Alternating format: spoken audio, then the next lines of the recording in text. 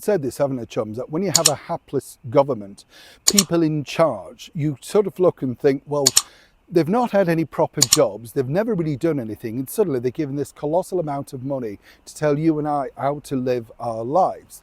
You know, the thing that I find frightening absolutely about the current British Prime Minister, Keir Starmer, is apparently he was a highly regarded barrister. From what you're seeing, the guy is ultimately dense. I mean, you know, he's asked about housing and he says, oh, there's lots of housing in the UK.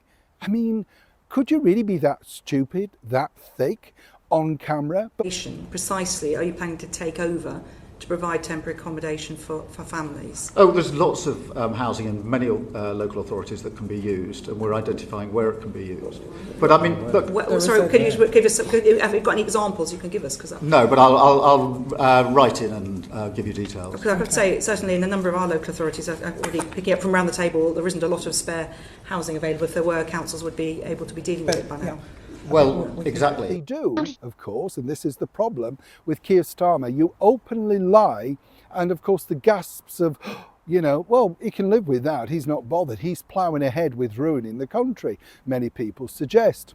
Now, here's where this gets really interesting because, well, once again, there's a huge, colossal problem, and it's, you know, literally developing on a daily basis by the invaders, the invasion of illegal migrants, which the current government are doing nothing about.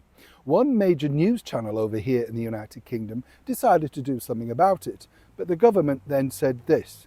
Let me explain. Morning, nice to see you. Thank you so much for joining me today. It is a big topic, so we'll have a wave. It is a big topic, as you can imagine, because I don't know if you know some of the stories that are going on over here in the United Kingdom, but we've got, you know, potential riots, tinderbox stuff looming. There's problems up at a hotel in Epping. And, you know, I remember working at that hotel many, many years ago. It used to be called the Post House then.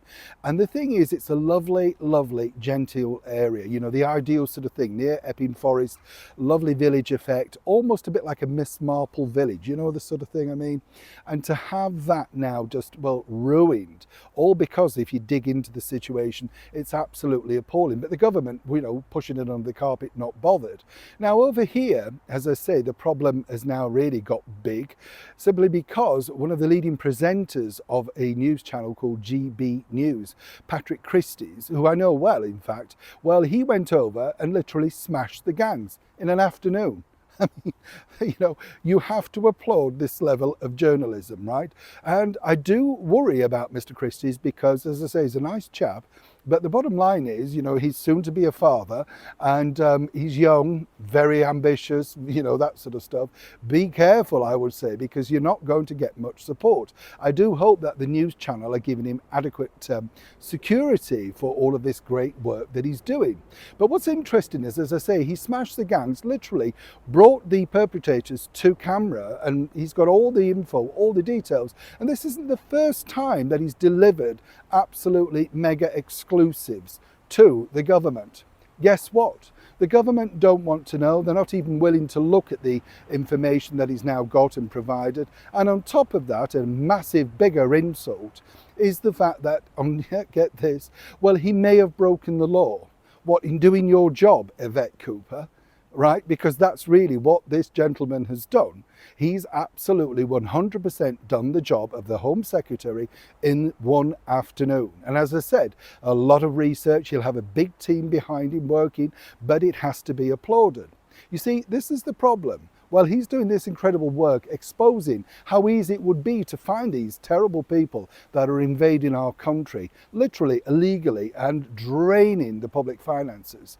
Well, then we have this other woman, Lucy Powell, who apparently, with a brand new building of a super mosque in the very heart of the beautiful Lake District, well, apparently they welcome mass immigration, can't wait for the mosque to be built. The idea truly is that they want to put them in more secluded places and then offer them the mosque because they won't turn up if there's no mosque. So if you give them the mosque, then ultimately you can sort of hide them away. And the Lake District is a sort of place. The thing is, you see, Lucy, not very bright, because if you remember the headlines from her, hasn't realised that these people do not want to live far away. They want to be in big cities where there's some vibrancy. But again, this is what they're doing behind the scenes.